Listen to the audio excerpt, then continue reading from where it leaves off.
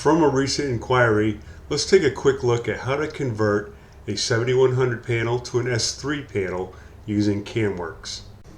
The retirement notice for the 7100 series fire alarm panels was issued in 2017.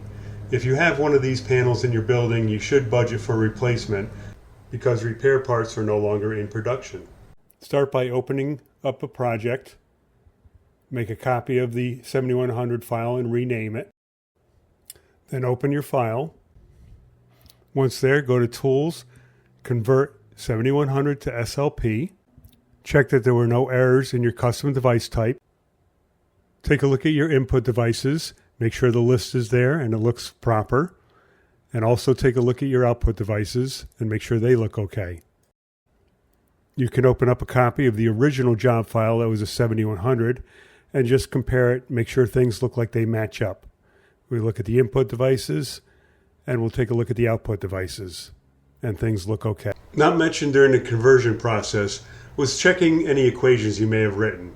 However, you're going to need to do a 100% test of the system when you replace the main fire panel.